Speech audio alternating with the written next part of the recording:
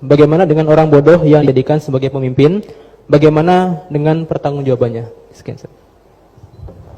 Begini ya, kalau bodoh dengan makna kita ini kan biasa mengkaji Quran ya, terutama kita yang di pesantren, yang dosen VAI atau siapa saja yang nekuni ilmu Quran.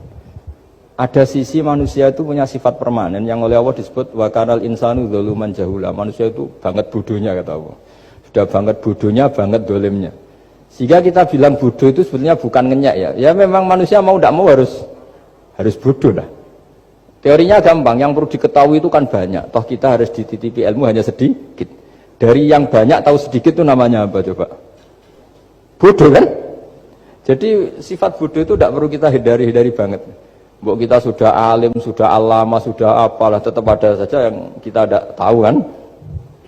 Lalu pertanyaannya, gimana kalau orang bodoh itu mimpin? Bodoh apa? Kalau bodoh tentang uang ya bagus. Makanya Nabi pernah ngintikan aksaru ahlil jannah al-bulhu. Nanti penduduk surga terbanyak itu orang-orang bodoh. Misalnya ada rektor, menteri, pejabat, gak pernah korupsi. Itu teman-temannya bilang pinter apa bodoh? Teman yang kroni itu bilang apa? Bodoh kan, punya kesempatan, tidak diambil, itu namanya bodoh. Tapi kalau malaikat bilang ini pinter gitu, karena bisa mengendalikan apa? Nafsu. Nah, makanya kalau pertanyaannya gimana hukumnya orang bodoh yang mimpin? Bodoh apa? Kalau bodoh cara mimpin ya memang keliru betul. Wong bodoh cara mimpin kok tetap mimpin. Tapi kalau dia bodoh, nggak tahu caranya korupsi, nggak tahu caranya selingkuh, nggak tahu caranya nggak bener, itu ya pinter itu.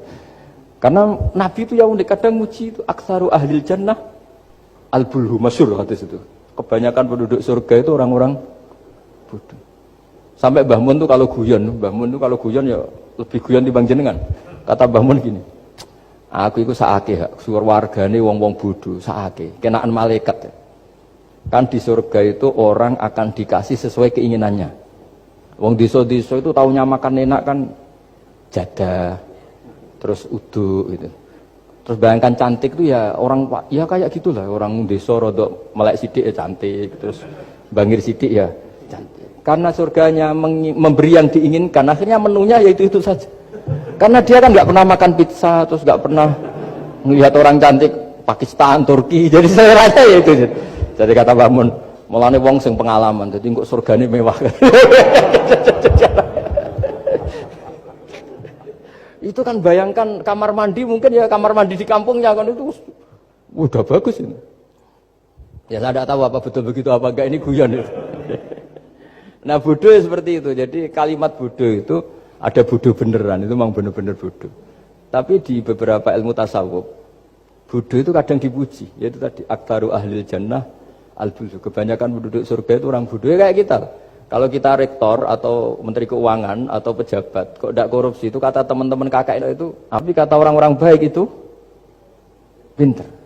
Pemimpin ya gitu Pak Rektor. Jadi saya merasakan jadi kiai, saya itu nggak suka mimpin karena sebetulnya takut kalau orang ini tidak mandiri. Semua kok tanya kiai, semua tanya. Ya kadang orang saking percayanya kiai itu ngasih nama anaknya saja tanya kiai, padahal bisa baca kitab. Kadang ya dia doktor dari Al-Azhar. Loh, kamu itu ngalim kok nama saja tanya kiai, apa memang kamu nggak bisa? Wah biar barokah Gus kalau nama dari jenengan, ribet kan? Ini kan ribet. Akhirnya saya tidak mau, barokahnya tidak mau itu, terus mereka mau memberi nama sendiri. Makanya kata bapak saya itu kalau ono imam masjid wis tuwek nyimami terus, itu gak istiqomah hak jenenge, mau digenti. Jadi artinya kalau ada seorang imam masjid tua sudah batuk masih nyimami saja. Di satu sisi itu pinter ya. Di mana-mana kalau ada yang tua sama yang muda ya didahulukan yang tua. Tapi kalau pertanyaannya itu kalau di bab adab. Tapi kalau nanti temanya regenerasi, ini tersangka enggak? Ya saya ulang lagi ya. Ada imam tua sudah batuk-batuk. Kalau temanya akhlak dibenarkan. Di mana-mana kalau ada yang tua yang jadi imam ya tua. Tapi kalau temanya regenerasi, tersangka kan dia. Lah ini lainnya gimana ini kok gak regenerasi? Artinya gini, makanya saya bilang kalimat bodoh beneran apa bodoh yang relatif nisbi. Jadi manusia itu seperti itu, makanya disebut wakanal insanu dzaluman jahula. Di bab adab dia benar jadi imam, tapi kalau babnya regenerasi salah. Makanya kalau jadi pemimpin berkali-kali, makanya benar Indonesia dibatasin 2 periode. Harusnya kalau teori pengalaman, benar mana presiden ketiga sama kedua? Benar ketiga kan lebih punya pengalaman. Tapi kalau dibalik, pakai teori regenerasi, memangnya orang Indonesia hanya dia tok yang bisa jadi presiden? Tapi kalau pertanyaannya, yang belum pernah jadi presiden sama yang pernah jadi presiden, kira-kira mimpinnya tahu mana? Ya kalau ya manusia itu bisa dibolak-balik gitu. Makanya saya berkali-kali bilang agama yang urusan sosial itu tidak ada pakemnya. Gimana hukumnya orang soleh berteman orang fasik yang dugem yang apa? Buruk. Nggak boleh orang soleh berteman orang fasik, takutnya ketularan.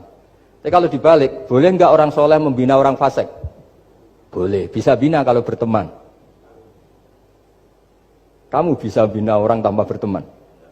Nggak bisa. Tapi kalau pertanyaannya, boleh nggak orang baik berteman orang buruk? Nggak boleh kan? Takut terkontaminasi. Tapi kalau dibalik, boleh nggak orang baik membina orang buruk? Boleh. Bisa bina kalau berteman. Boleh nggak berteman sama orang buruk? Jadi makanya di sini ini kalau sudah sosial itu ada muktadul hal namanya kalau dalam pesantren itu. Konteksnya apa? Ya saya kira demikian.